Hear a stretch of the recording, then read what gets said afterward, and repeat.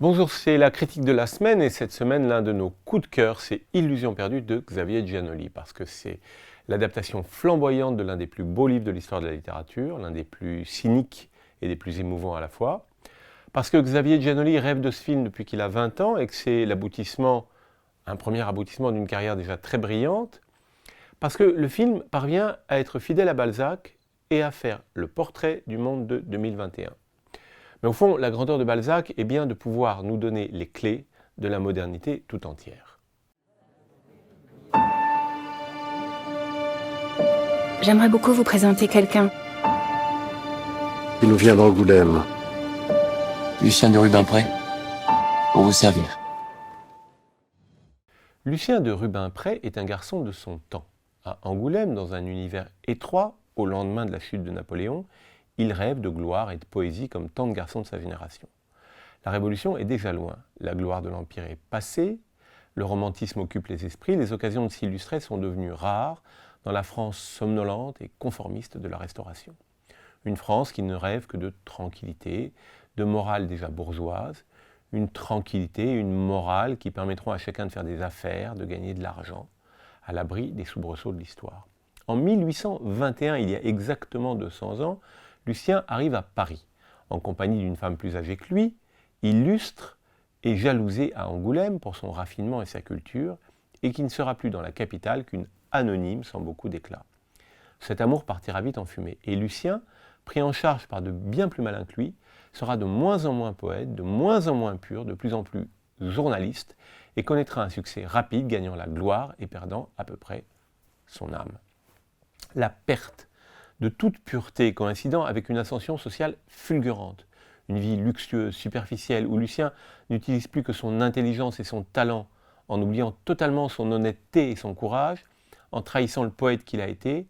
Ce récit, Balzac le fait en pensant à lui-même, à sa jeunesse de provincial monté à la conquête de Babylone. La grande différence étant bien sûr que Balzac a vite décidé de se plonger dans le travail et la force d'une immense ambition littéraire, tandis que Lucien de Rubempré, ne fait que céder à la facilité et à la jouissance immédiate. Sa faiblesse pourrait ne le plonger que dans la médiocrité, en réalité elle l'amènera à la tragédie. Une tragédie déclinée dans deux longs romans de Balzac, Illusion perdue, paru entre 1837 et 1843, et Splendeur et misère des courtisanes, paru entre 1838 et 1847. Xavier Giannoli, qui pense donc depuis très longtemps à l'adaptation d'Illusion perdue, a choisi une seule partie du roman, celle qui s'intitule ironiquement « Un grand homme de province à Paris ». Le livre avait fait l'objet d'une adaptation télévisuelle dans les années 60, signée par Maurice Cazeneuve.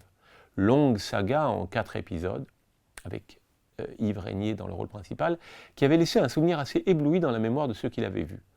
Tout en respectant le travail de Cazeneuve, Giannoli a voulu faire son film contre la notion télévisuelle d'adaptation fidèle et illustrative d'un classique.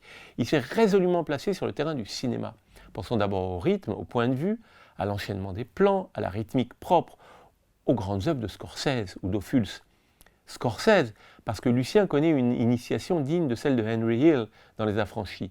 La mafia n'est pas tout à fait la même, mais les journalistes sans scrupules qui gravitent autour du Palais Royal en 1821 ne sont pas très éloignés des gangsters du Brooklyn des années 50. Max Ophuls, car Giannoli est sur les traces du réalisateur de La Ronde quand il veut montrer l'enchaînement infernal des événements qui amènent l'ascension et la chute de Lucien de Rubempré. Ophuls, Scorsese, si ce sont des maîtres pour Giannoli, il n'est pas un disciple indigne d'eux, loin de là. Pour lui, la poésie est une chose sacrée. Une sorte de religion intime. Quelle folie de partir ensemble. Paris. J'ai besoin de travailler, monsieur. Je respecte énormément le métier de journaliste. Et tu crois que c'est quoi mon métier? Vous éclairez les gens sur l'art, le monde. Mon métier, c'est d'enrichir les actionnaires du journal. Notre ligne éditoriale sera simple. Le journal tiendra pour vrai tout ce qui est probable.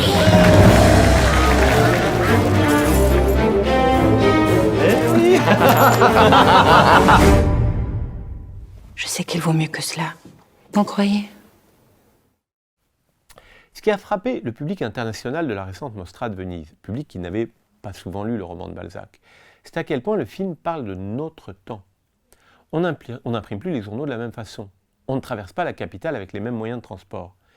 Mais la transmission des idées fausses, des nouvelles fausses, la rapidité incroyable qui fait de l'imbécilité du matin la phrase toute faite qu'on répétera le jour entier, la gloire des incultes et des petits malins, l'arrogance de l'argent et de la combine, le piétinement des naïfs, des faibles, des innocents, leur écrasement, le succès éclatant accordé à la formule habile plutôt qu'à la profondeur du travail, à la pensée de l'artiste, qu'on soit sur Internet ou dans les feuilles de soue publiées sous Louis XVIII, on a tout changé pour que rien ne change, comme disait le guépard de Luchino Visconti.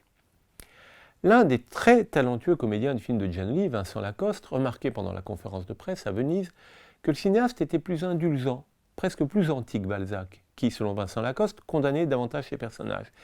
Car Giannoli garde à son Lucien des moments d'honnêteté et de sincérité, par exemple dans l'amour qui le lie à Coralie, l'actrice débutante. Dans ces deux rôles, Benjamin Voisin, qu'on avait vu briller dans Été 85 de François Ozon, et Salomé de Vels, qu'on découvre ici, déjà très grande comédienne, forment un couple sensible, condamné par une réussite faite de mensonges et cerné de pièges.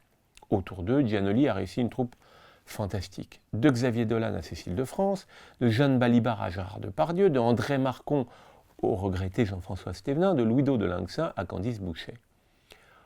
Au fond, Lucien, le Lucien du film de Giannoli, c'est le frère de Alain, le chanteur que personne ne reconnaît et que jouait Depardieu en 2006 dans Quand j'étais chanteur. Le frère de Philippe, l'imposteur joué par François Cluzet en 2009 dans À l'origine. Le frère de Marguerite, la chanteuse qui ne sait pas chanter, qu'interprétait Catherine Fro en 2015. Le frère d'Anna, la jeune fille qui a vu la Vierge, jouée par Galatea Bellucci dans L'Apparition en 2018. Tous ces films étant bien sûr signés par Giannoli.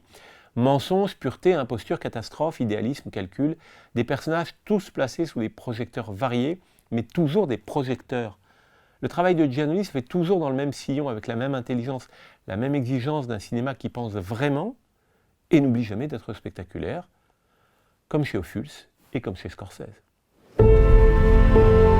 Toutes ces magouilles, c'est du bruit, du vent. Il nous faut apprendre à jouer avec tout ça.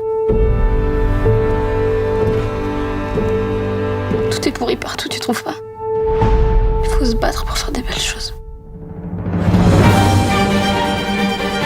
Au nom de la mauvaise foi, de la fausse rumeur et de l'annonce publicitaire. Lucien de Rubempré, c'est un peu Martin Eden, le héros de Jack London, magnifiquement ressuscité dans son film par Pietro Marcello en 2019. Pur et calculateur, talentueux et bientôt perdu. Et surtout écrivain. Le cinéma n'est pas très habitué à représenter les écrivains, à quelques exceptions près. C'est toujours passionnant de voir un cinéaste mettre en scène ce qui est le moins cinématographique, à savoir l'écriture, l'imprimerie, les livres. Et comme Pietro Marcello, Giannoli réussit son pari à la perfection et entraîne pendant 2h30 ses spectateurs dans une expérience extraordinaire, flamboyante et triste. Il affirme ce que Anne-Marie Baron avait écrit dans son magnifique livre « Balzac cinéaste ». L'écrivain Balzac, de toute son âme, a été le précurseur du 7e art.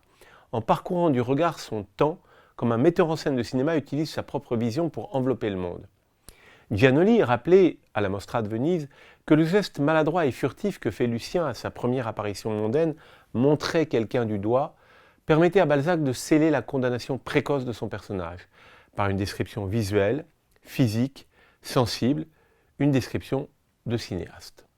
Je te baptise journaliste.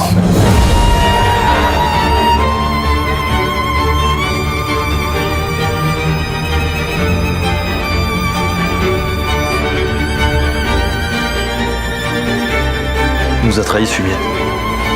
Il faut l'abattre. Il faut taper là où ça fait mal. Il est trop tard pour avoir peur.